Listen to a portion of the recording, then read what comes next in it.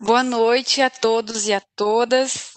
Agradecemos a presença de todos que estão nos acompanhando pelo Webex, pelo YouTube nessa noite.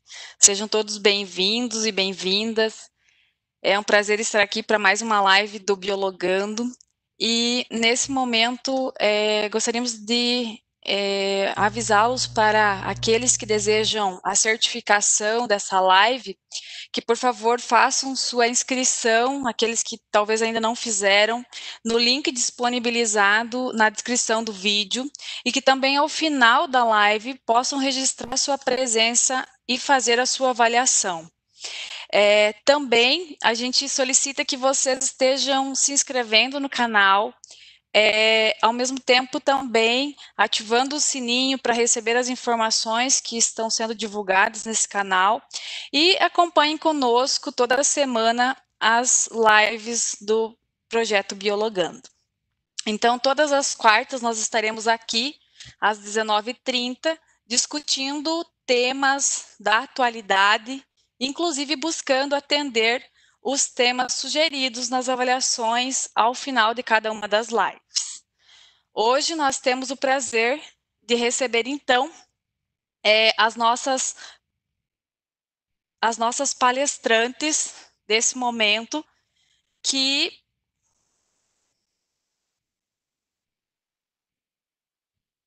as nossas palestrantes desse momento, que são a doutora Gisele Arruda e a Suzemere Baroni, que estarão abordando, então, o tema predisposição genética para a Covid-19.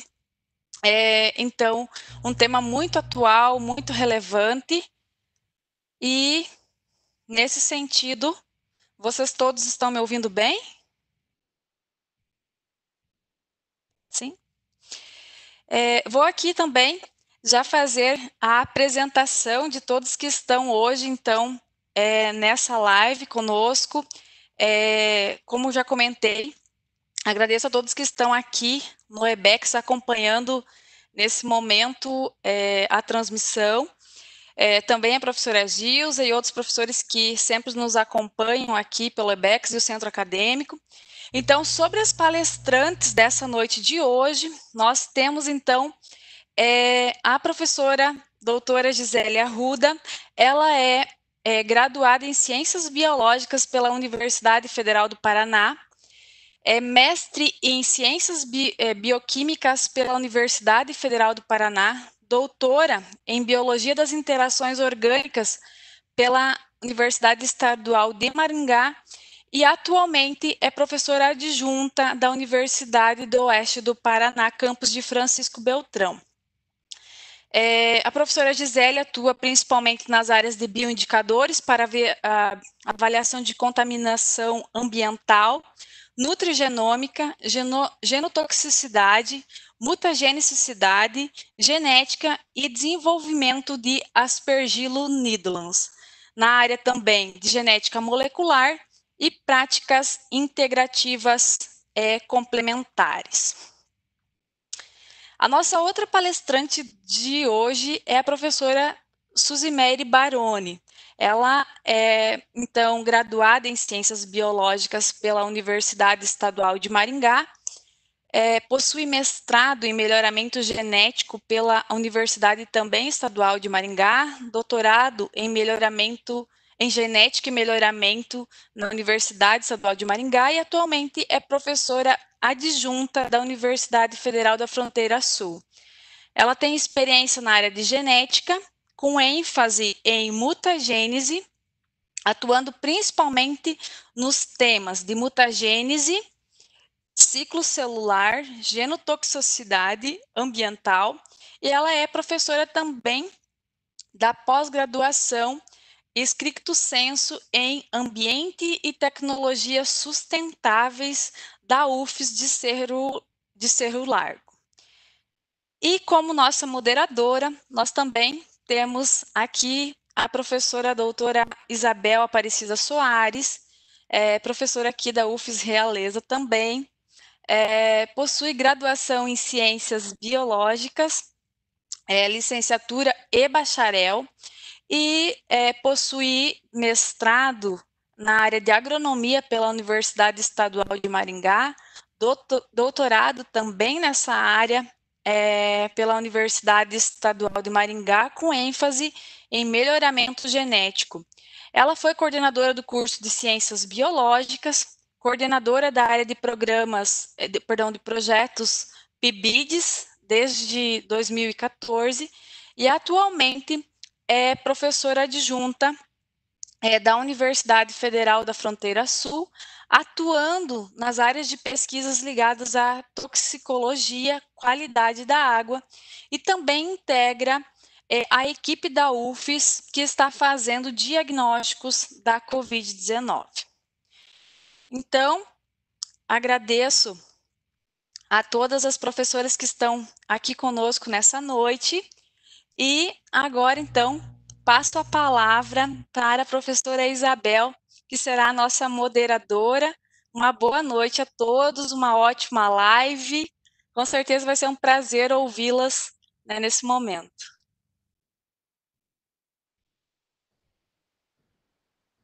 Boa noite a todos e a todas, professores, participantes do Biologando, sejam todos bem-vindos a esta live.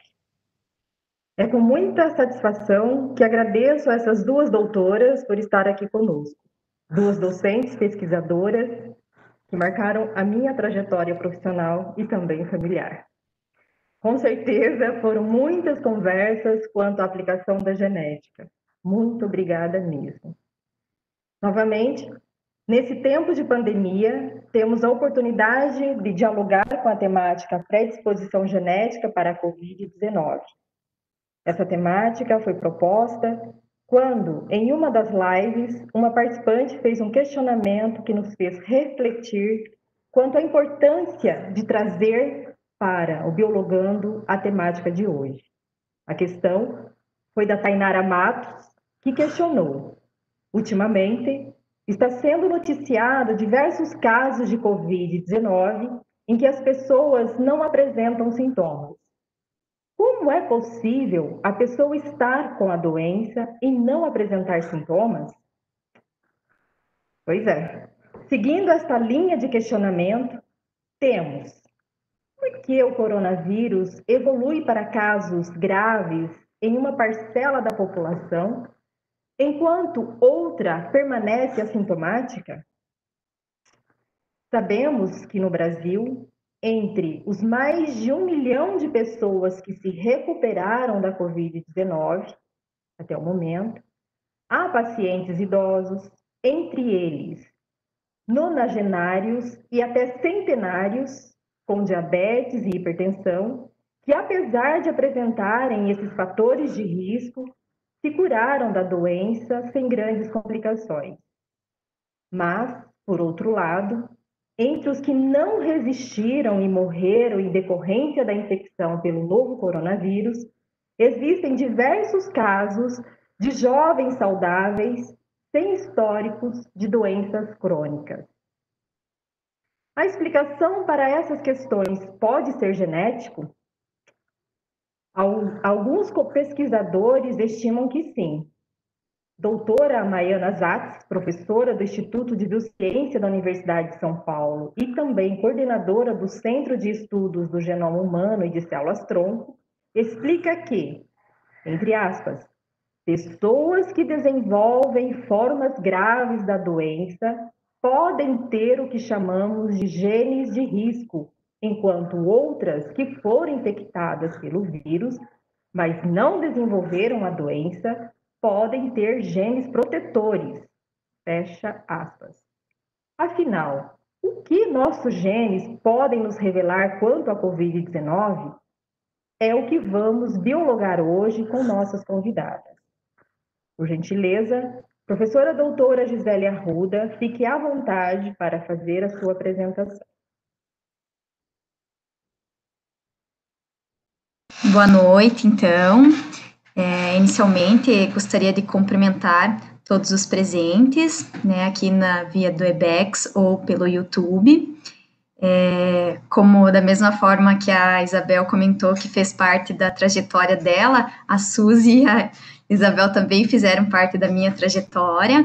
Então, é uma grande satisfação, né, um orgulho poder participar de uma live discutindo com pessoas que eu tenho um grande carinho, uma grande admiração enquanto profissional, e enquanto instituição também, né, eu guardo um carinho muito grande da UFES, né, da qual eu já fiz parte do corpo docente, então é uma grande satisfação mesmo, né, ser convidada e poder discutir um pouquinho, né, sobre a genética, sobre o aspecto do Covid-19, né, então fico muito feliz por esta oportunidade.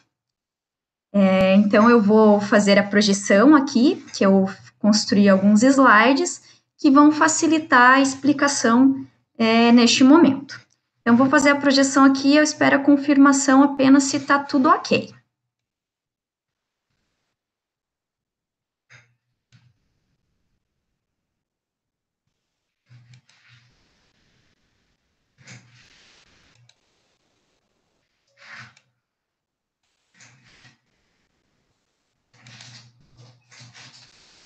Começando aqui a projeção.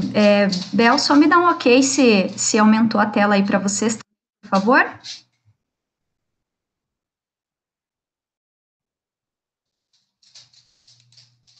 Bom, está projetando, mas isso, perfeito. Professora Perfeito? Gisele, pode iniciar. Uhum. Muito obrigada, então.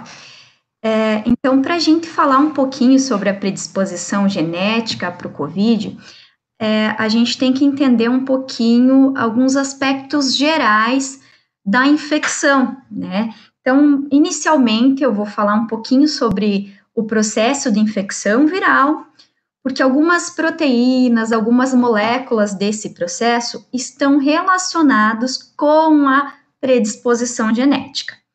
Então, vou começar aqui falando um pouquinho da estrutura do coronavírus, né? Então, quem são os coronavírus, né?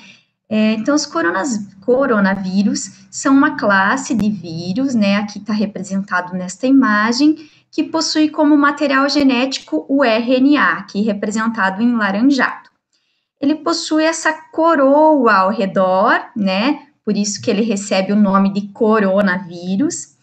Esta coroa, ela é formada por uma membrana e um envelope nuclear. E o que é importante aqui nesta membrana e envelope nuclear é esta proteína chamada spike.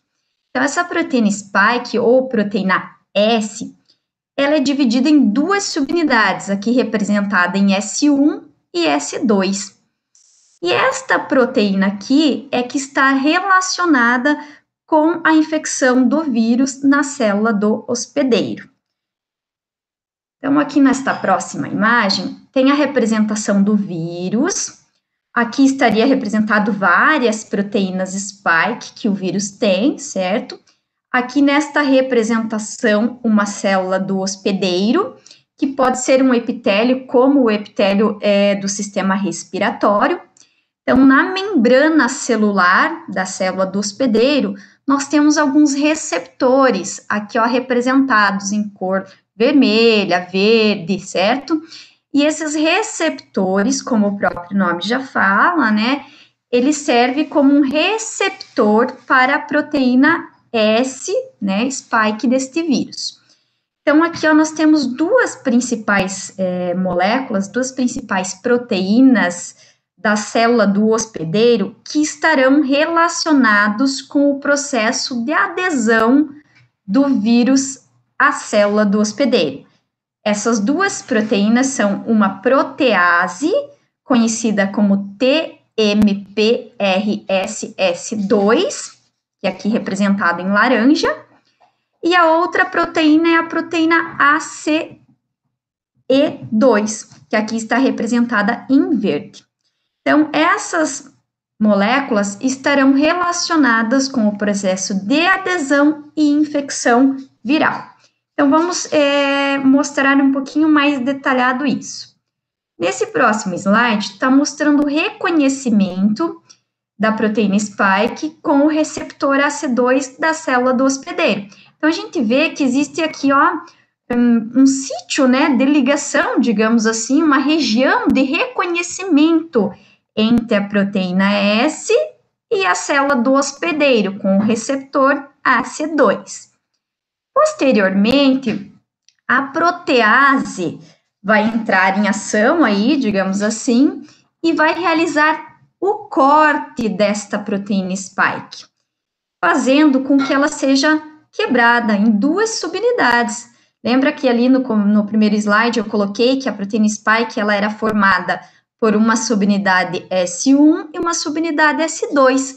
Então, essa protease, como o próprio nome já fala, né, ela realiza a quebra, a lise, né, de proteínas, como é o caso desta proteína spike.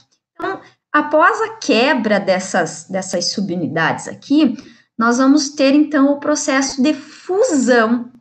Me perdoem aqui. O processo de fusão, onde vai ocorrer a fusão do vírus com a célula do hospedeiro, representado nesta próxima imagem aqui, ó. Então, ó, nós temos aqui a proteína S viral aqui, com a proteína de fusão da célula do hospedeiro. Então, formou-se uma ligação, né, uma fusão entre o vírus e a célula do hospedeiro.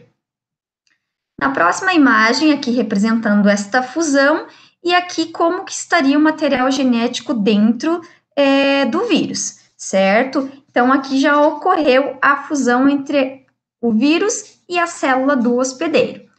Nesta próxima imagem, observe que as membranas da célula do hospedeiro e a membrana viral, elas começam a se encurvar mesmo, porque vai haver um reconhecimento entre essas duas membranas, certo? E no próximo slide isso é mais visível, onde ocorre uma fusão da membrana do vírus com a membrana da célula do hospedeiro, fazendo com que se forme semelhante a um canal, né, por onde o material genético viral pode passar para a célula do hospedeiro, que está aqui representado na próxima imagem. Então, esse material genético agora será impulsionado para o interior da célula do hospedeiro.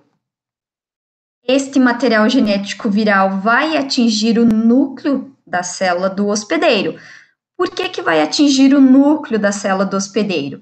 Porque dentro do núcleo está toda a maquinaria utilizada para a duplicação deste material genético. Então, o vírus vai utilizar, aqui ó, representado nesta próxima imagem, toda a maquinaria, né, da célula do hospedeiro, aqui ó, representado, tanto os ribossomos que estão ali presentes no citoplasma, quanto outras enzimas e proteínas que são necessárias à duplicação, à transcrição e à tradução do material genético viral. Aqui, ó, representado nesta próxima imagem. Então, nós temos aí, ó, formando várias cópias do material genético viral e, por consequência, muitas proteínas virais. Diante disso, o que nós temos dentro da célula? Formando-se, né, envelopando-se novos vírus, né, que são oriundos deste material genético que foi duplicado dentro da célula do hospedeiro. Então, vai ter um número muito grande de células de vírus, tá? Então, muitos vírus serão formados aqui. Esses vírus agora podem ser mandados exocitados, que a gente chama, né? Por um processo de exocitose para fora desta célula do hospedeiro, e esses vírus agora estão prontos para infectar novas células. Então, assim vai ocorrer o processo daí de infecção pelo vírus do SARS-CoV-2. Então, de maneira bem simplificada, né, pessoal, aí demonstrando a importância que se tem da ligação entre a AC2 com a proteína spike viral e a protease que realiza o corte. Por que eu falei sobre a infecção? Porque quando a gente falar da predisposição genética, tanto eu quanto a professora Suzy vai comentar um pouquinho sobre essas estruturas que estão presentes tanto no vírus quanto na célula do hospedeiro e que são importantes para o processo de infecção e que, portanto, estão relacionados a mecanismos de predisposição genética maior ou menor para a infecção desse vírus.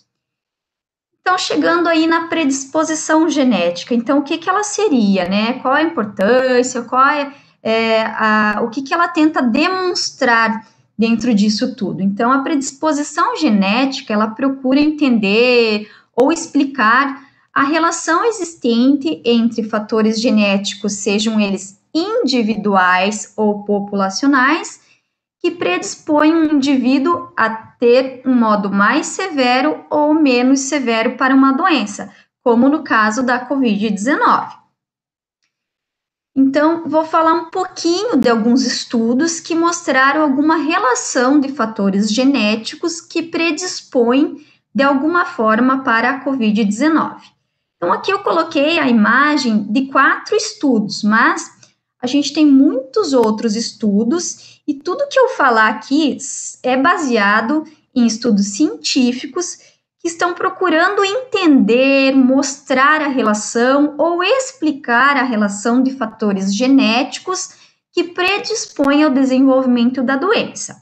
Então, aqui eu coloquei apenas 4, mas a gente tem muito estudo mostrando a relação de uma predisposição genética do tipo sanguíneo para o desenvolvimento da Covid-19. Então, aqui falando então sobre a questão do tipo sanguíneo, eu vou citar 2 estudos principais que foram os primeiros que começaram a discutir a relação do tipo sanguíneo com o desenvolvimento da Covid-19. Então, foram eles um estudo chinês, que utilizou 2.000 pessoas, e um estudo europeu, que utilizou 4.000 pessoas. Ambos estudos mostraram que existe uma proporção de aproximadamente 45% mais chances de desenvolver, né, o COVID, a infecção pelo COVID, pessoas do tipo sanguíneo A. E aproximadamente 35% menor a chance, né, de infecção pelo COVID-19, o sangue do tipo O. E esses autores ainda estão tentando entender o que explicaria essa proporção para o sangue A e para o sangue O. Com base em alguns artigos, o que eles trazem como possibilidade para essa maior proporção no sangue A e essa menor proporção no sangue O. Então, alguns deles discutem a possibilidade de estar relacionado com o processo de coagulação sanguínea, visto que uma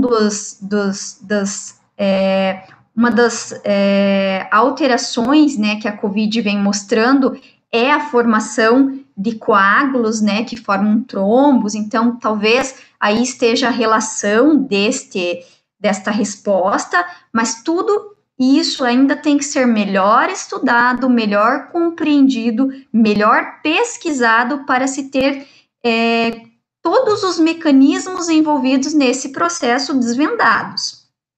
Outra possibilidade é que os anticorpos anti-A, eles poderiam bloquear a ligação da C2, que é aquela proteína que está lá no hospedeiro, aquela proteína transmembrana no hospedeiro, na célula do hospedeiro, com a proteína spike, que é aquela proteína que está no vírus. Então, se o anticorpo anti-A ele bloquear esta ligação, explicaria a proporção maior da doença no tipo sanguíneo A e a menor proporção da doença no tipo sanguíneo O. Outra questão que eu trouxe, que a predisposição aí está bastante relacionada e sendo discutida, é porque pessoas com doenças crônicas têm mais chances de serem infectados pelo novo coronavírus. Então, uma possibilidade que os pesquisadores estão discutindo é com relação ao gene ACE2. O que tem sido observado? Que pacientes que possuem doenças crônicas, eles têm o gene da ACE2 mais expresso.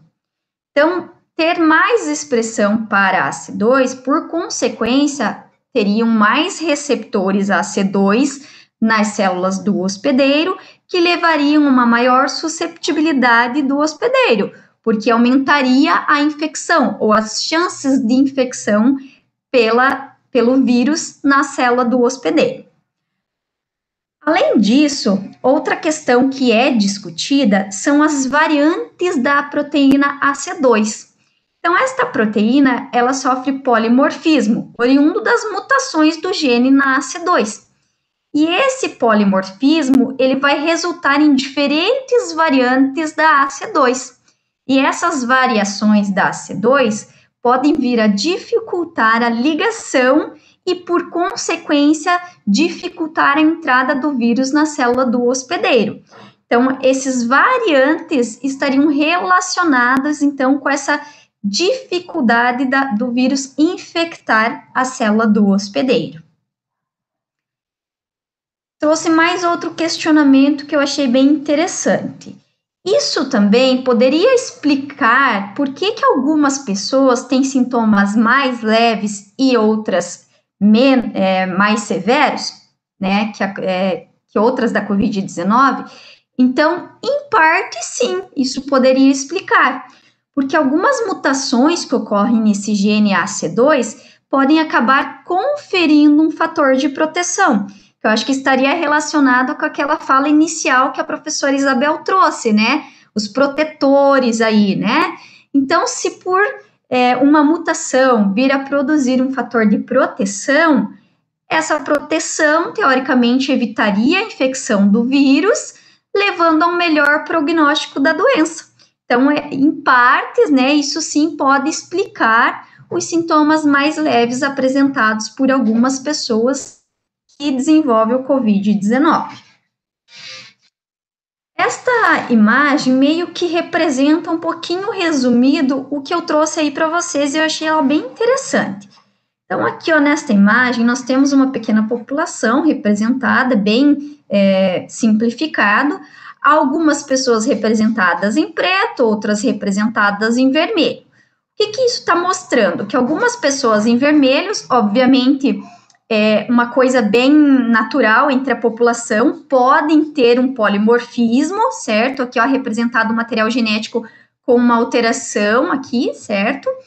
Então, ao ter esse polimorfismo, que é bem aleatório na população, o que acontece com essas pessoas representadas pelo polimorfismo?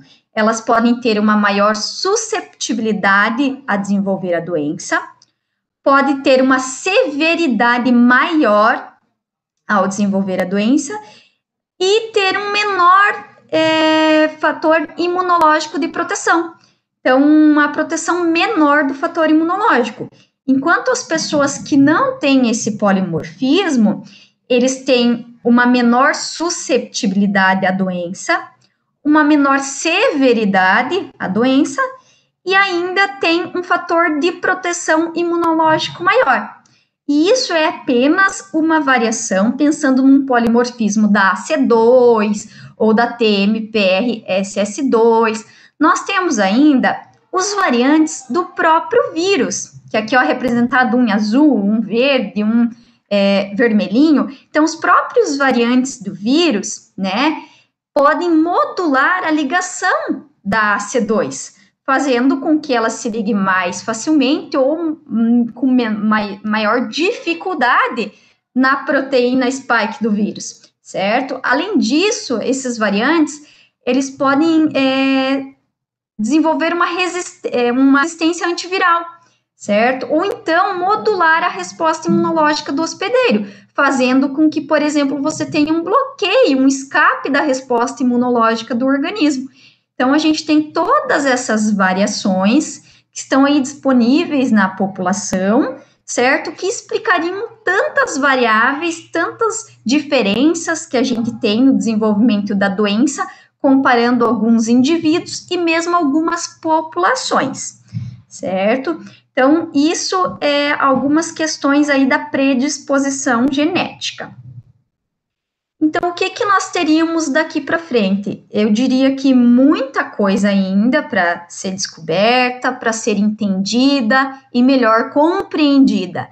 Então, tudo que eu trouxe aqui são coisas que muito provavelmente ainda serão melhor elucidadas, melhor esclarecidas de como o mecanismo de ação é realizado pela célula do hospedeiro ou pelo vírus.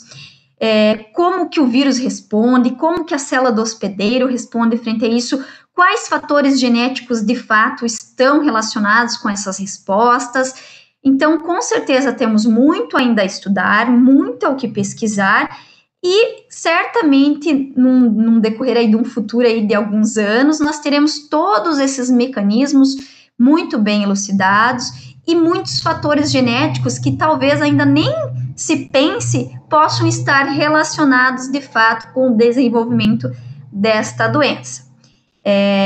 A professora Suzy vai falar mais alguns fatores de predisposição. Eu fico mais ou menos por aqui com os fatores de predisposição. Deixo aberto depois, né, para questionamentos e discussões maiores sobre o tema de predisposição. Trouxe algumas referências que eu utilizei aqui para as imagens, para o texto, para a leitura, e eu agradeço muito o convite de todos e obrigada a todos que estiveram aí me ouvindo.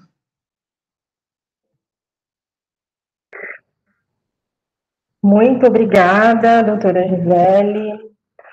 Logo mais faremos, então, a parte dos questionamentos. Agora nós vamos ouvir a professora doutora Suzy Meire. Por favor, fique à vontade para iniciar a sua apresentação.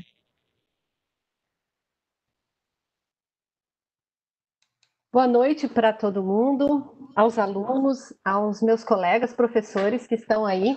Alguns que faz tempo que eu não vejo, né? Oi, Alexandre. Eu não estou vendo ele, mas ele está me vendo. Oi, minha amiga, é um prazer te ouvir hoje. Estou com saudade. Como a professora Isabel disse, nós temos alguns anos de história vivendo juntos, e não são poucos anos, né? São mais do que os 17 anos que aconteceu a pandemia primeira do SARS-CoV-2. Ó, para vocês verem como faz tempo, hein, que a gente se conhece. E quando eles me fizeram o convite, eu já fiquei apavorada. Falei, gente, vocês querem que eu fale 20 minutos? É muito, mas agora eu estou achando que é pouco, tá? Então eu botei um cronômetro aqui para ver se ele me dá uma, digamos assim, uma freada, tá? Porque quando eu começo a falar, eu não paro mais, tá bom? Bom, então eu vou compartilhar aqui, vou ver se eu consigo, porque eu não sou muito boa nesse negócio. Vamos ver onde é que está a minha apresentação. Eu não queria slide, sabe? Eu queria só bater papo, assim, mas aí me convenceram que era melhor. Vê se está certinho aí, Isabel. Deu? Deu certo? Tá aparecendo. Isso, agora sim. Perfeito. Então vamos lá. Bom, gente, é assim. Só que eu estou lá na frente, né? Aqui. Bom, nós sabemos que em 2003 nós tivemos uma pandemia muito parecida. Ela não chegou, logicamente, no que nós temos hoje, né? Provavelmente muitos de vocês tinham acabado de nascer, né? E nos últimos 17 anos, muita coisa foi estudada sobre o Covid-1, que é o SARS-CoV-1, que também iniciou na Ásia. E muitos estudos foram feitos e eles já sabiam que havia outros vírus emergentes vindo por aí, né? Mas esse trabalho de revisão que teve em 2018 me chamou muita atenção. Esse trabalho aqui foi um trabalho de modelagem. Ele aconteceu em 2018, muito recente para a gente, eu acho assim, um trabalho super recente, né? E esse trabalho, o que eles fizeram? Eles fizeram uma revisão em cima de modelagem de mamíferos que podiam ser testados com os vírus que já conheciam, o MERS e o SARS-CoV-1, e um potencial que estava presente no morcego. Então, eles fizeram várias modelagens, usaram vários tipos de cobaia e foram vendo, geneticamente falando, quais eram aqueles que respondiam melhor ou respondiam pior em cima dos modelos genéticos conhecidos, certo? Então, eu gosto muito dessa imagem porque ele mostra aqui em cima o material genético, né? A organização genética dos três que eles usaram revisão bibliográfica que eles fizeram em 2018, né? Então, eles fizeram um levantamento e viram os 3 tipos de vírus mais usados nos testes. Então, o MERS, que é um Covid também, né? O SARS-CoV-1, que foi esse de 2003, 2002, e um pré-emergente que está presente no morcego.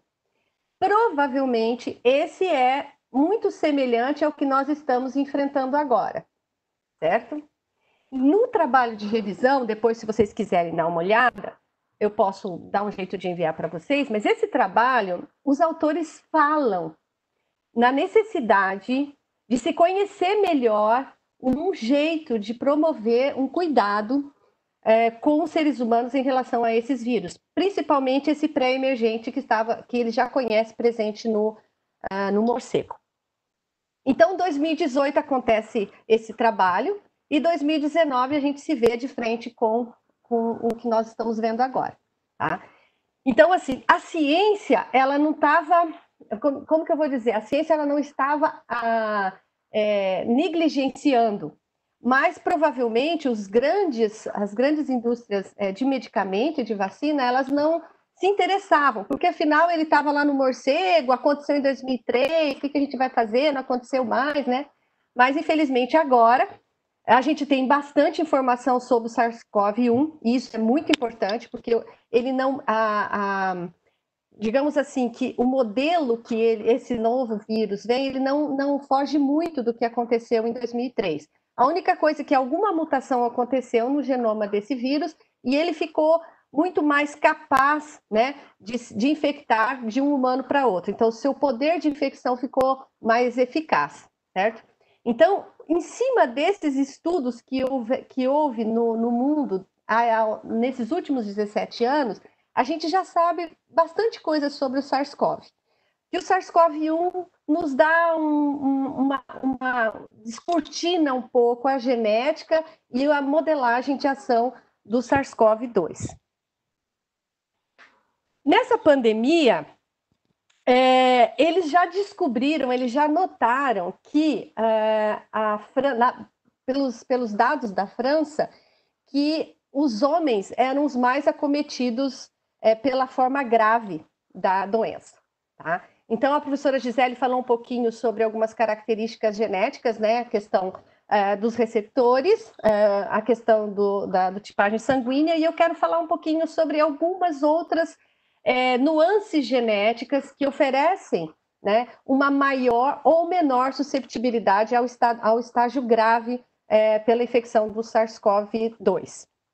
Então, já se sabe que na França, eles já viram que as coisas não ficaram muito diferentes do SARS-CoV-1. Então, 73% dos casos graves eram homens. Por quê? Então, para quem é aluno de biologia, para quem já estudou um dia, eu só vou fazer uma relembrança, né, retomar aqui um pouquinho sobre a questão do sexo biológico nos seres humanos, tá?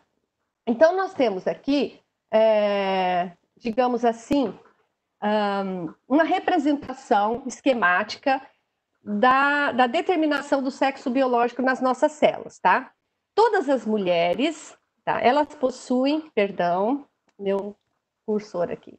Todas as mulheres, elas possuem 2 cromossomos que nós chamamos de X.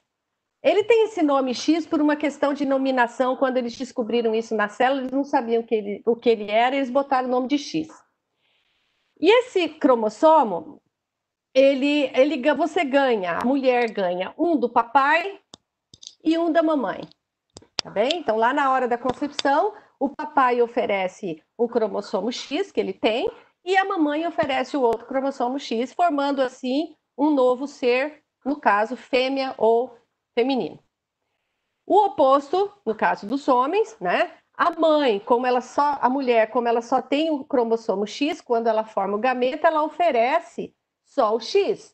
E o homem, como ele tem o X e o Y, ele oferece também o Y. Então, os homens, eles ganham um par diferenciado, formando, então, um organismo masculino ou macho. Então, ele ganhou o X que veio da mamãe e o Y que veio do papai. Tá bem? Então, acho que vocês lembram disso, que já fez biologia, certo? Então, a determinação biológica do sexo no ser humano, ela é determinada pela presença ou ausência do Y. Então, o Y está presente, você tem o sexo masculino. Se o organismo não tem o Y e tem o 2X, os 2X, ele é do sexo feminino. Essa diferença, né, embora a impressão que dá é que é uma diferença bem simples por uma questão de presença ou não presença do Y, ou tendo 2 cromossomos, faz muita diferença em todas as rotas, inclusive a imunológica, certo? Então, nós sabemos que tem muitos genes que estão presentes no cromossomo X que não estão presentes no Y. Então, nós temos uma região homóloga, quer dizer, parecida, né, que é muito parecido os genes que estão morando aqui dentro com os genes que estão morando aqui dentro dessa região, certo? Que é o braço curto do cromossomo, dos cromossomos sexuais, tá? E nós temos aí, no caso, uma outra região desses cromossomos que não são homólogos, ou seja, são genes que estão presentes ali que não são parecidos. E aqui é que mora, digamos assim, a grande notícia ou a grande informação de que um organismo é masculino e o outro organismo é feminino, tá bem? Então, o que nós sabemos é que pelo fato das mulheres terem 2 cromossomos X ao invés dos homens, nós já garantimos aí algumas vantagens em vários tipos de situações, certo? Mas como nós temos 2 cromossomos X, nós mulheres, o organismo tem muita informação que está ali naquele cromossomo, nós temos uma redundância, ou seja, nós temos informação demais. Então, o que as nossas células fazem? Por um processo totalmente randômico, aleatório, os cromossomos X paterno ou materno, eles são silenciados por um processo chamado metilação.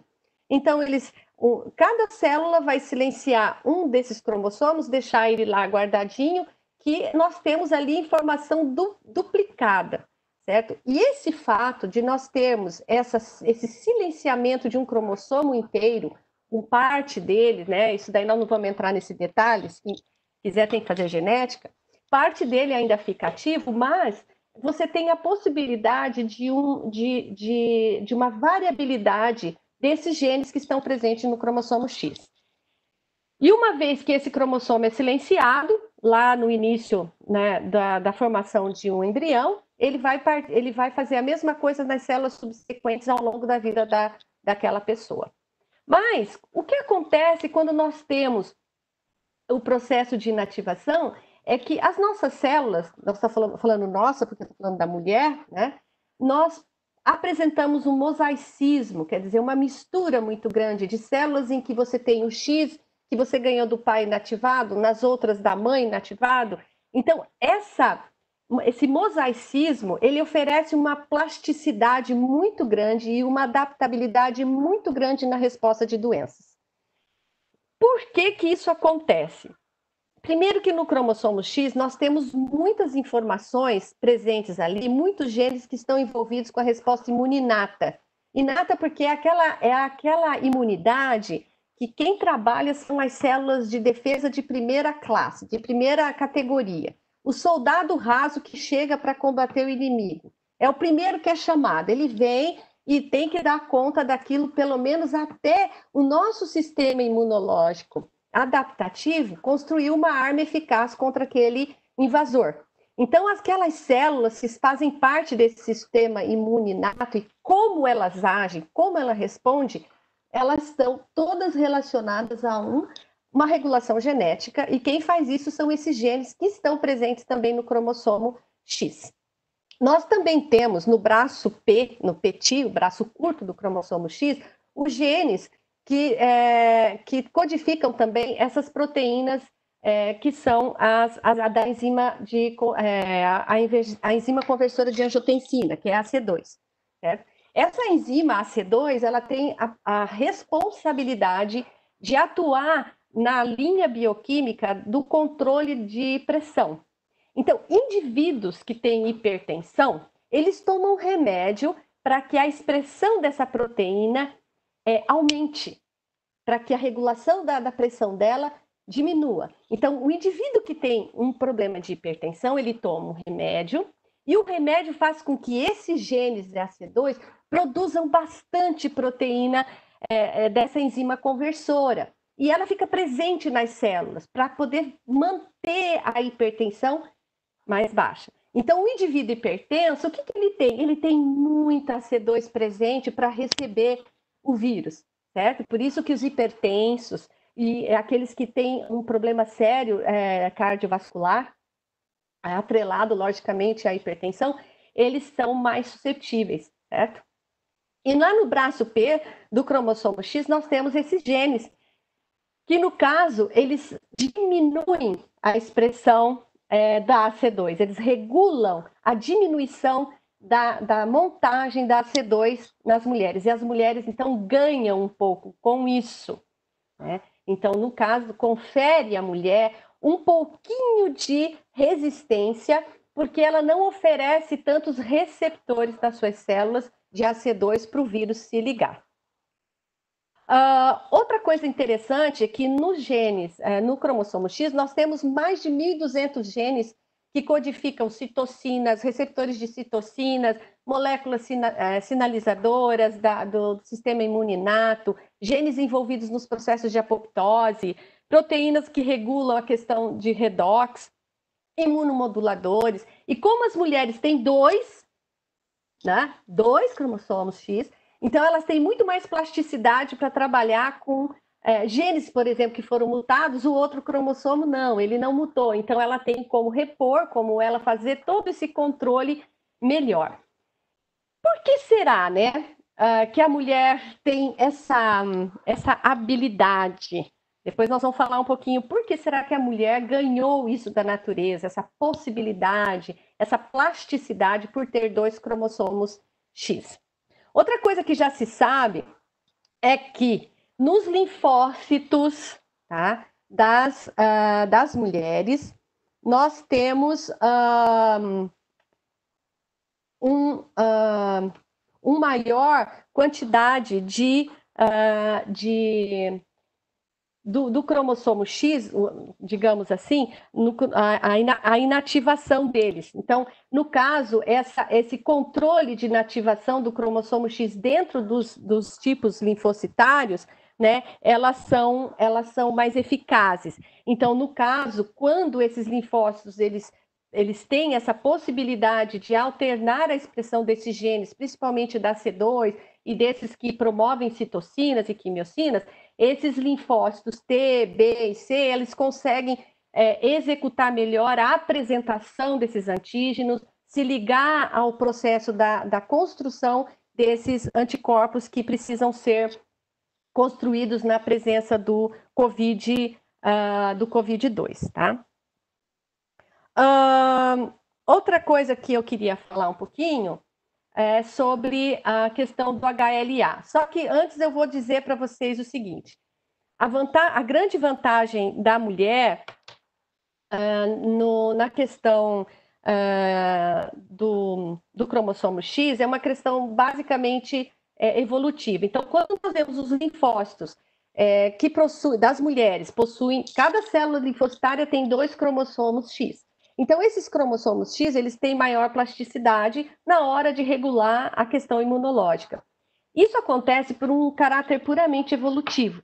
A gente sabe que as mulheres, elas têm a função básica, né, de reter dentro do seu organismo um novo ser para constituir a próxima geração. Então, nós somos responsáveis para gerar, né, um novo ser que vai manter a espécie. E por conta dessa função importante, nós ganhamos da natureza, né, esse extra, né, para fazer uma compensação de dose e para termos um sistema imunológico bastante eficiente, justamente por conta dessa função que nós temos de abarcar dentro do nosso organismo um novo ser que vai manter a espécie para a geração seguinte, tá? Bom, outra questão é o antígeno HLA, tá? Nós temos isso já não está ligado ao cromossomo X, mas nós temos dentro da nossa população humana uma variedade muito grande das moléculas ou das proteínas chamadas de HLA. Tá? Ele é um antígeno leucocitário humano. Essas moléculas, elas são muito responsáveis, a responsabilidade delas é apresentarem para os linfócitos, no caso do COVID-2, a senhora proteína spike, eles chegam e falam, essa aqui é aquela que nós temos que arrumar um jeito de ter uma arma para matarmos, né? Então, essas moléculas da HLA fazem parte de uma multifamília de genes do MHC, e são genes bastante polimórficos, muito polimórficos dentro da população humana. Esse polimorfismo da HLA, ele obedece uma questão genética bastante grande de população, de frequência gênica diferente em populações, tá? Então, o que eles sabem é que esse HLA são moléculas que eu não vou entrar nesse mérito da imunologia aqui, embora é tão gostoso de falar, mas não posso falar nisso agora. Então, esses genes das moléculas HLA, eles têm uma grande vantagem de polimorfismo dentro da população, dando a determinados grupos de pessoas maior ou menor resistência imunológica. Tá? Então, alguns alelos polimórficos da HLA que conferem vantagem no COVID, né, já conhece, principalmente no COVID-1, no SARS-CoV-1, é o HLA 0202, HLB 1503 e HLC 1203. Então, nós temos esses 3 locos polimórficos dentro da multifamília MHC dessas moléculas serem muito eficientes e que garantem uma certa proteção na infecção pelo COVID. E, ao contrário, nós temos os alelos polimórficos da HLA que conferem uma desvantagem na infecção pelo COVID, que é o HLA 2501, o HLB 4601 e o HLAC 0102. O que eles já viram num estudo, inclusive geograficamente falando, né, eles viram que, por exemplo, na Itália, eles viram que muitos pacientes têm esse marcador, ou seja, a maioria das pessoas dentro daquela região onde houve uma infecção muito grande, havia uma presença muito grande de indivíduos polimórficos para esse gene aqui, HLB 4601. Tá? Outro fator, então, a considerar também, por exemplo, que na China, né, eles sabem que, por exemplo, na China você tem uma maior quantidade de indivíduos que portam esse alelo HLA-B 1503. E que na África, tá? Na África, nós já temos o maior grupo de indivíduos que possuem na frequência alélica desses genes o polimorfo HLA-B 4601. Então, nós vemos que geneticamente a expressão dessas moléculas de defesa são muito importantes no caso de você ter ou não uma maior ou menor imunidade ou habilidade de ser infectado pelo COVID de uma forma mais agressiva. Isso vai depender, logicamente, dessas questões de variabilidade genética dentro de uma população. E a variação, lógico, de uma população para outra. Nós sabemos que o ambiente também influi muito. Você pode ter bons, como por exemplo, assim, você pode ter esse gene presente, mas se você tiver um ambiente que te, digamos assim, que te proíbe outras facilidades, como por exemplo, você bebe muito, ou você fuma demais, ou você tem uma qualidade de vida física sedentária, ou você é portador de uma comorbidade, então, às vezes, a presença desse gene não vai adiantar, porque a genética ela tem um fator importante, mas o ambiente também tem. O ambiente pode influenciar muito na sua genética. Então, a variação geográfica da frequência desses genes, como eu já disse para vocês, ela é bastante grande, né? Nós vemos aqui, por exemplo, que o 1503 está bastante presente, bem protetivo na África, e nós vemos lá na Ásia, nós temos aquele que é mais predisposto e já ele apresenta mais habilidade de ter a doença, né? Então, nós temos a distribuição geográfica bem disponível, tá? E o outro, estou com 22 minutos, mas já estou acabando, tá, Bel? Aguenta aí. O outro é o gene TINCAN, que ele foi descrito em 2017 pelo Ralph Baric. Esse gene silenciado por mutação, ele aumenta também a capacidade de infecção pelo COVID-1, pelo SARS-1, né? E esse gene TICAN1, né, uma proteína que ativa uma gama de receptores na cascata da imunidade inata. E se ele está mutado, nós também temos uma influência bastante grande na possibilidade de sermos infectados de forma mais grave pelo gene por conta dessa mutação. Tá? E na questão do gene e ambiente, né, que o ambiente fisiológico vai modular bastante, a alimentação que você tem, as doenças com predisposição genética, né, doenças metabólicas, tabagismo, menopausa. Então, as mulheres têm vantagens, mas a menopausa também ela é um fator desfavorável depois dos 60 anos, o sedentarismo, que é um ambiente que mexe muito com os nossos genes, né? E a distribuição geográfica de frequência de genes dentro da população humana. As considerações finais eu vou deixar para depois das perguntas, tá bem?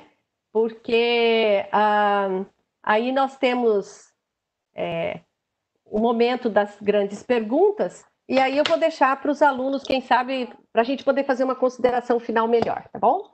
Obrigada.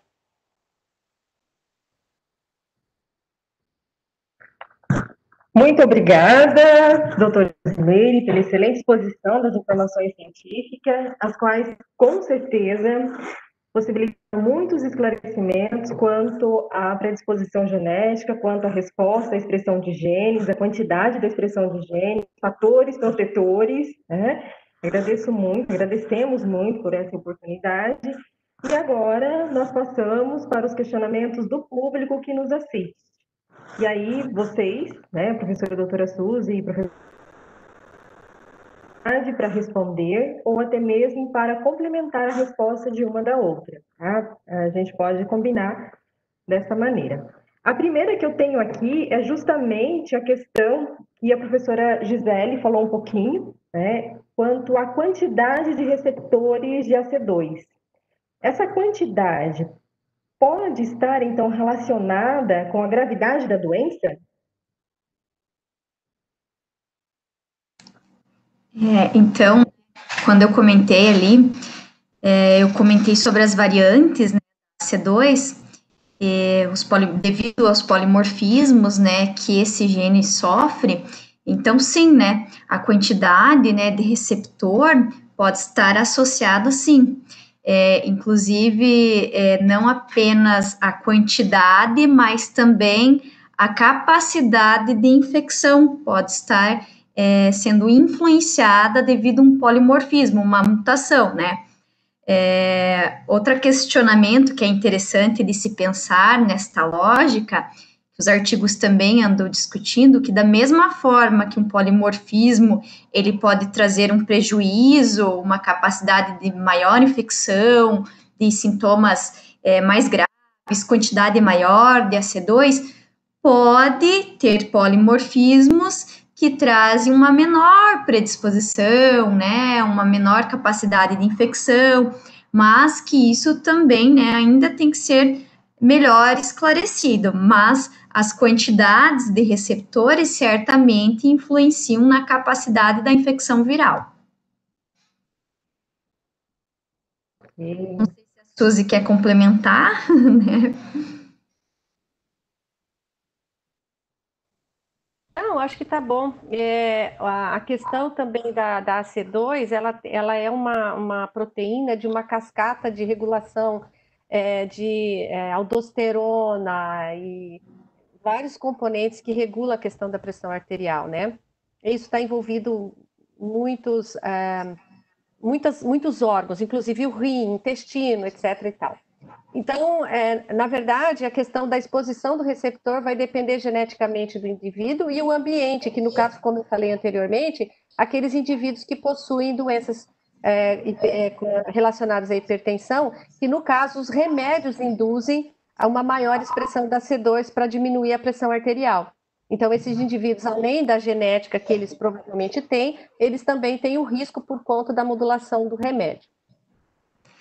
E lembrei agora que você falou, inclusive, do medicamento que os hipertensos tomam, tem também a questão do medicamento de pessoas que têm problemas pulmonares, como bronquite, essas coisas, que também tomam vasodilatadores, né? Segue essa mesma lógica, então, para complementar aí. Temos mais um questionamento, e aí algo que foi falado, comentado pela professora Suzy Meire, é quanto à variabilidade genética pode ser um fator de resistência para algumas etnias? Ou seja, como é que as etnias têm respondido a esta condição, né, essa pandemia? Que estava chegando no final da minha fala, eu não quis me alongar nisso, mas a frequência genética de alguns genes que eu falei, por exemplo, como aquele último, que é o TICAN2, né, que regula a cascata do sistema imuninato, por exemplo, eles têm uma frequência muito variada de população para população. E mesmo dentro de uma região, você ainda pode ter variabilidade de frequência de indivíduos. Tá? Eu vou apagar aqui a minha câmera, porque estão avisando que está meio complicado. Mas, assim, vocês estão me ouvindo? Estão me ouvindo? Aqui a Gisele e a Suzy deixassem a câmera aberta. Acho que nesse momento vocês podem A minha câmera está aberta, mas eu acho que é algum problema da internet que não está projetando para vocês. Eu me vejo. Tá. Eu consigo ver bem a Suzy, mas você eu não consigo ver, Gisele. Tá. Bom, então a gente percebe, por exemplo, assim, que a Europa foi bastante afetada pelos casos mais graves. Tá? Nós vemos ali uma frequência de alguns genes ligado à questão das moléculas de HLA, e nós vemos que a Ásia também possui algumas variantes que permitem que a gravidade seja aumentada. No caso da África, eu acho que aí foi uma questão assim de muita, digamos assim, de sorte, né? Entre aspas, não sei se é uma sorte, mas as variantes de lá, genética, não deram tantas mortes, né, e casos graves, porque hoje nós não temos mais segredos, né? As notícias correm. Então, assim, se lá nós tivéssemos um grande índice de mortalidade, nós já saberíamos. E nós vemos que a gente não consegue, não tem as informações não são assim de grande temor, né? Mas quando a gente olha para a Europa, por exemplo, é assustador. Né? Quando nós olhamos, por exemplo, para o Brasil ele tem uma etnia muito variada. Muito. Vocês não fazem ideia da variabilidade genética da nossa nação. Né? Então, quando o vírus chegou aqui, o nosso antigo ministro, né, ele dizia que eles não sabiam como que esse vírus ia se comportar, porque ia depender muito da genética da nossa população. Né? E nós vemos assim, por que lá no norte a gente teve todo um impacto maior do que no sul? Primeiro porque há toda uma questão comportamental, mas também pode ser questão de genética, né? E agora nós estamos vendo agora os picos vindo mais para o sul e para o sudeste. Mas nós temos uma composição genética diferente aqui. Né? Nós temos uma composição um pouco diferente da genética dentro do nosso próprio país. Então, essa variabilidade desses polimorfismos, eles mudam muito e não tem como a gente fazer uma previsão. Sabe quando a gente vai saber de tudo isso? Provavelmente daqui 17 anos, entendeu? Que o pessoal... Porque, assim, para mim, assim, na minha doce ilusão, sabe? Eu acho que outra pandemia vai ser daqui 100 anos, tá bom? Com a gripe aviária. Eu não vou estar viva. Mas meus bisnetos provavelmente sim. Então, de certo lado, vão citar as coisas que a gente descobriu do Covid-2, né? Mas a gente só vai saber disso daqui uns anos, né? Com a predisposição, a frequência de alelos dentro da população, que são mais protetoras ou não. Mas, infelizmente, hoje a gente está fazendo um monte de suposição. Bem, eu só pediria para que a professora Gisele ou a professora Suzy, ou as duas, como foi o questionamento da nossa primeira live, falasse um pouquinho mais a respeito de como é possível a pessoa estar com a doença e não apresentar sintomas, né? Esses assintomáticos, o que que a gente hoje pode dizer a respeito do gene em relação a essa condição? Posso falar, Gisele? Assim, ó, às vezes já me fizeram bastante essa pergunta. Ah, mas por que tem gente que é assintomático? Primeiro, você pode ter o vírus e o teu sistema imunológico, principalmente o sistema imuninato, que é aquele de primeira, aquele soldado raso que chega e arrasa e tenta, porque às vezes ele tenta, às vezes ele não consegue. Mas se o teu sistema imunológico é muito bem modulado e você tem os alelos muito bons para isso, você não vai ter sintoma nenhum. E essa é uma verdade. Tá? Então, a carga viral do indivíduo, ela não aumenta a ponto dela, às vezes, nem passar. Então, dependendo, olha, veja só, o universo do corpo de uma pessoa é um negócio grandioso. Né? Então, pensa, o vírus entrou e ela tem uma modulação excelente, ele não consegue se replicar a ponto nem dela passar por via oral. Mas você faz o teste nela e ela dá que ela teve contato com o vírus ou que ela está com o vírus. Como que pode? Pois é, como? Mas por conta da genética da modulação da imunidade dela. E isso é mais comum do que a gente imagina, porque provavelmente nós temos, em média, de 30 a 35% da população que vai ter contato com o vírus e vai conseguir fazer uma boa modulação. Gente, é simples, isso é uma questão pura de evolução. Se a gente não tivesse isso, nós não estávamos aqui nesse planeta mais, sabia? Porque vírus e bactérias são um fator de seleção natural. Quem é mais apto, vence. Pensa há 100 anos atrás, né? Você acha que eles tinham a vacina que a gente tinha? Não. Eles tinham respirador? Não. Eles tinham, digamos aí, os nossos remedinhos maravilhosos, né? Que estão todo mundo falando? Não. Mas por que sobreviveu bastante gente? Morreu um monte. Morreu. Mas sobreviveu gente? Seleção natural. E quem é que faz isso? É o sistema imunológico, essa mega montagem, um monte de molécula.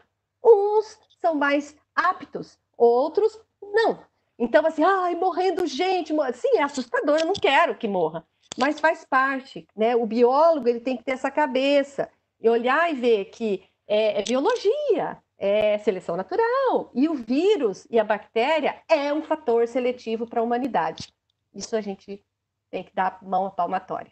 Eles vieram para isso. Os mais aptos vão sobreviver. Os menos aptos ficam em casa. Como a gente não sabe, né? Então a gente tem que ficar meio escondido esperando. Mas vão ter, assim, os assintomáticos. E eles devem ter um sistema imunológico, muito bom.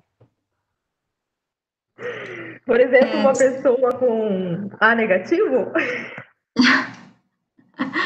Estava pensando aqui, enquanto a Suzy comentava, né? Além de toda essa variação de resposta do sistema imunológico, né? A gente tem algumas comorbidades que podem estar influenciando nisso tudo, né? Então, cada pessoa é um organismo, né? A gente teria que estudar um a um para entender todos os mecanismos e ter todas as respostas, né? Mas certamente terão pessoas, né, que não vão transmitir, que vão transmitir, que a carga viral é maior, menor, né? Outros que estão associados a outras comorbidades, então vão apresentar certamente uma resposta imunológica talvez mais fraca, e assim vai indo, né? Toda essa relação ainda acho que vai ser melhor compreendida, mas o papel da seleção natural está posta aí, com certeza. Outro dia veio uma notícia de que um rapaz de 19 anos, atleta, morreu por conta do Covid. Eu estava conversando com um personal trainer sobre isso, né? Falei assim, nossa, que horror, né? Ele falou assim, não é horror.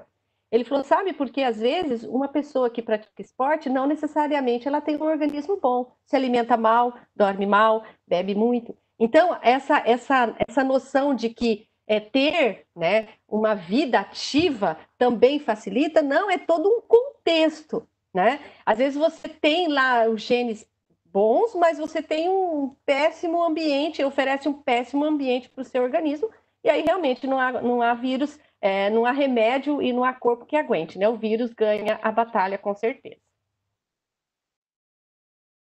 Exatamente. Nós temos aqui mais uma questão da Tainara Matos. Ela pede sobre a questão da vacina para o Covid-19 e a predisposição genética para o Covid-19. A vacina poderia fazer mais efeito para uma pessoa do que para outra? Será que a gente consegue pensar a respeito desses genes protetores e a ação da vacina? Posso tentar? Então, assim, na verdade, né, quando a gente toma uma vacina, a ideia dela é justamente recrutar o teu sistema imunológico, né, para ele responder a esta vacina, criar todas as células de memória, para que quando, porventura, você entre em contato novamente com esse vírus, teu sistema imunológico rapidamente reaja, fazendo com que a doença não se manifeste. Considerando, né, que nós temos toda uma variação de predisposição genética associada a tudo isso que a Suzy acabou de falar, respondendo à pergunta anterior, de comorbidades, de atividade física, alimentação, que pode estar, sim, né, influenciando, acredito que, de repente, uma resposta possa vir a ser encontrada, diferenciada. Considerando até que, atualmente, se a gente pensar nas vacinas que já se tem disponível, tem pessoas que, por exemplo, tomam uma vacina, tem reação, outras não têm, outras a reação é mais forte, outras a reação é menor.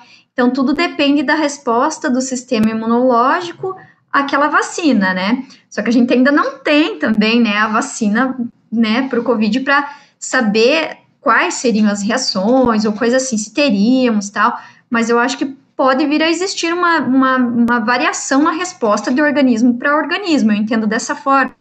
Não sei, Suzy, se você quer complementar.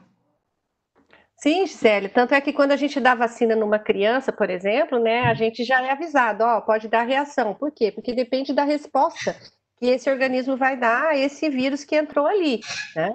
E tem crianças, inclusive, quando tomam a BCG, que é uma vacina clássica dentro da nossa população humana, né, tem crianças que não fazem reação, né? E eles ainda, às vezes, eles revacinam porque eles querem induzir esse sistema imunológico, e tem crianças que realmente não fazem, né, uma boa resposta a algumas vacinas, e isso daí é passível. Mas sabe, gente, uma coisa, eu sempre falo para os meus alunos assim, ó, existe sempre a questão de custo-benefício.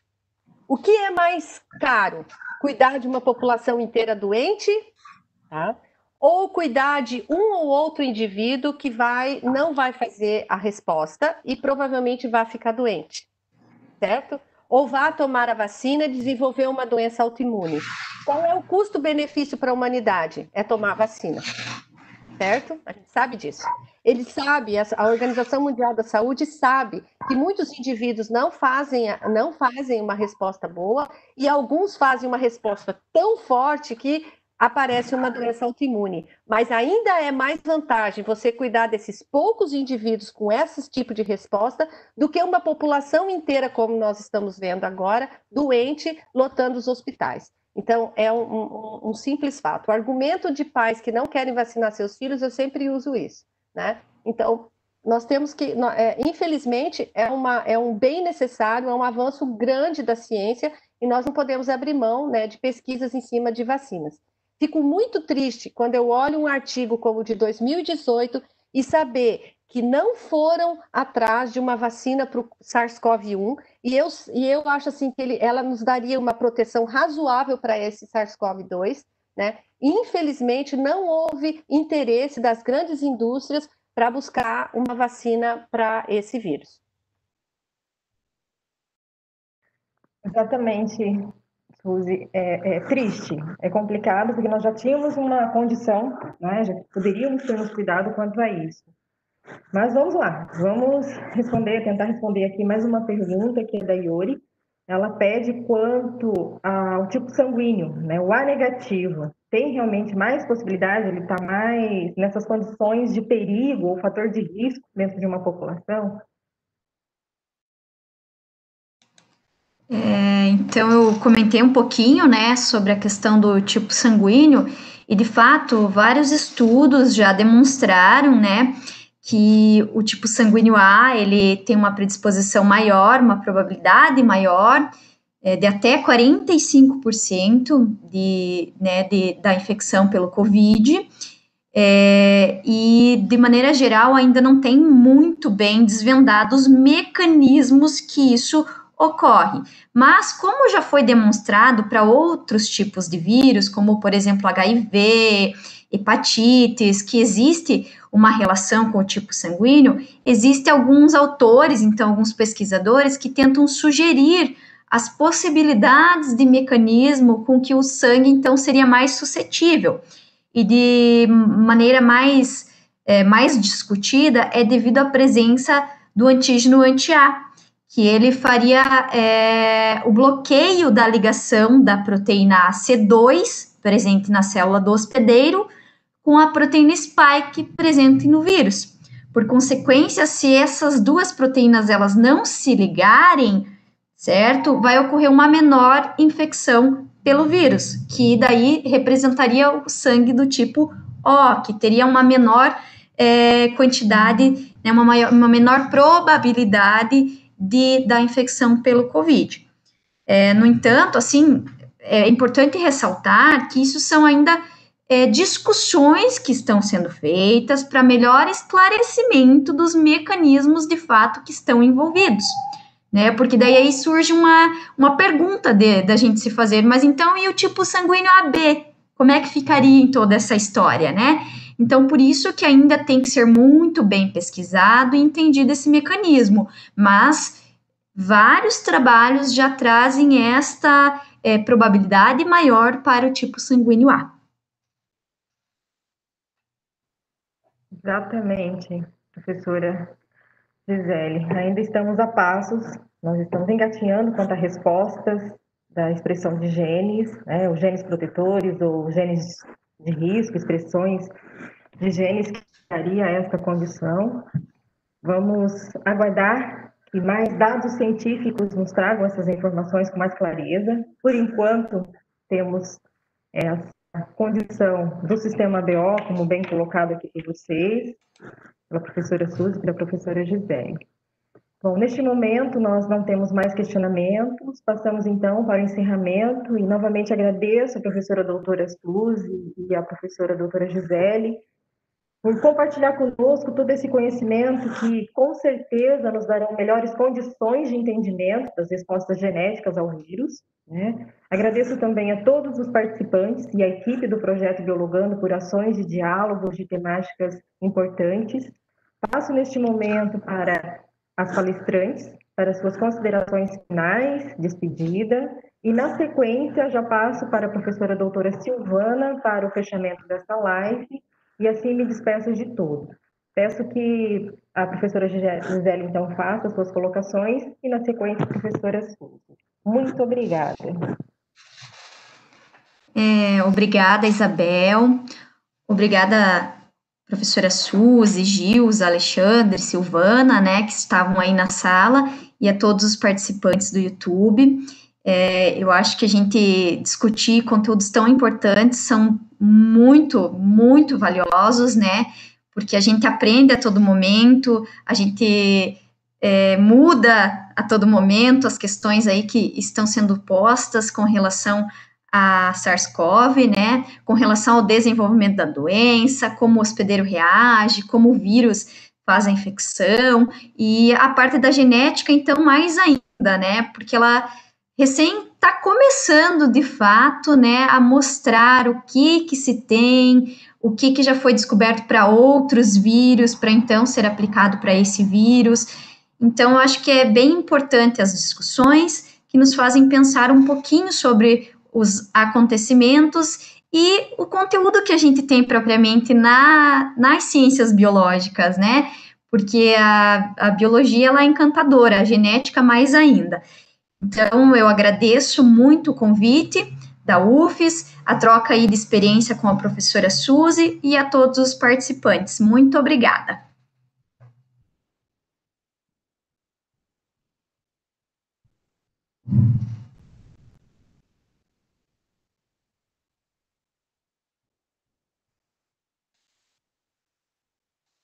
Professora Suzy Meire, por favor. Oi, gente, desculpa, eu estava aqui mexendo nas minhas coisas, conversando sozinha. Eu quero agradecer a todo mundo, né, por essa oportunidade, a Gilza, a Silvana, a professora Isabel, a Gisele, por essa troca de informação. E a Gisele, a gente está conversando sobre isso já há um tempão. Ao Alexandre, meu querido colega, né, que um dia ele me jogou no colo um monte de conteúdo de imunologia e falou assim, agora é por sua conta e risco. E me ajudou pra caramba. Tenho muita saudade de ti. Eu quero agradecer aos alunos que participaram desse momento. Eu quero pedir desculpa porque eu penso muito rápido e às vezes eu falo muito rápido, né? Acho que já falei, eu falo sozinha. Tem outra coisa, eu também falo sozinha, vocês já viram que eu falo sozinha, né? Então eu sou muito rápida para pensar e para falar e espero ter elucidado bastante dúvidas de vocês, tirado algumas dúvidas, né? Dado para vocês assim uma curiosidade para vocês procurarem coisas melhores, para vocês irem atrás dessas novidades, tá? E eu queria dizer que, para resumir a nossa fala de hoje, é dizer assim, que a susceptibilidade individual, que está associada com a interação gene e ambiente, ela tem um papel fundamental e importante nas rotas do sistema imunológico. Então, o que nós vamos conhecer sobre o COVID-2, como eu disse, vai ser em cima do que está acontecendo agora, né? E espero sinceramente que os nossos grandes pesquisadores, aqueles que estão lá empenhados na busca da vacina, sejam eficientes, tenham saúde, disposição, insights maravilhosos, né? E tenham um sistema imunológico muito bom para não pegarem a doença e aguentarem até o final. Um grande abraço para vocês, foi uma experiência muito legal. Beijo.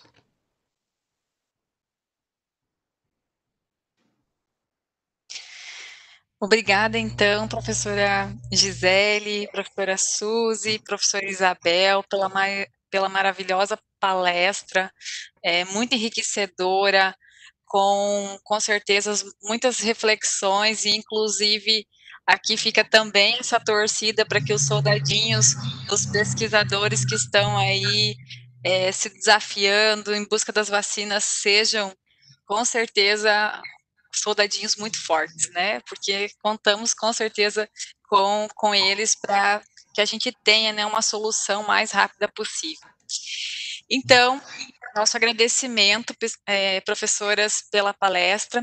E agora eu vou deixar alguns recadinhos, alguns que já estão lá no chat também, mas só lembrando, a todos que gostariam de obter a certificação, nós pedimos para que vocês estejam acessando o link do questionário lá ao final, né, então, da live, para aqueles que ainda não acessaram, e estejam, assim, conseguindo também fazer a avaliação dessa live, também deixando sugestões de temas que vocês gostariam que estivessem sendo trabalhados. Dentro do possível, a gente sempre vai estar também tentando abordá-los. E já nesse sentido, eu gostaria também de convidar a todos para que estejam já conosco na nossa próxima live. Já vou aqui compartilhar a tela aqui com vocês. A nossa próxima live, então, da próxima quarta-feira, ela irá trabalhar um tema que também foi solicitado justamente nesses momentos de avaliação, aqui ao final de cada live, um tema que entrou em auge nas últimas semanas, né, nos últimos meses, que é sobre a migração dos gafanhotos. E para falar sobre, então, esse tema, nós teremos o palestrante, o Dr. Marcos Gonçalves Liano, da UFSCar, e como moderadora, nós teremos a professora, então, a doutora Adelita Maria Linsmeyer, então, aqui da UFS Campus Realeza. Contamos com todos vocês nas nossas próximas lives, né? E nessa em especial, para tentarmos compreender um pouco sobre a migração desses gafanhotos que assolaram aí, preocuparam bastante, né, nos últimos meses, aqui no sul do Brasil, como esses fenômenos são explicados pela ciência e o que a gente tem de possíveis previsões diante disso. Então, agradeço a todos que estiveram conosco nessa live, a todos os professores aqui conosco no EBEC, Centro Acadêmico, e mais uma vez agradeço a professora Suzy, a professora Gisele e a professora Isabel. E como mensagem final, eu acho, né, pensando em toda a fala que foi feita hoje, é que vamos torcer para que os nossos soldadinhos também sejam fortes, né? E que estejamos preparados também se a Covid nos assolar e tomar todos os cuidados possíveis para que, né, nem precisemos colocar eles aí a trabalho, né, e vamos esperar que a vacina chegue antes disso. Então, um grande abraço a todos, então, uma boa noite.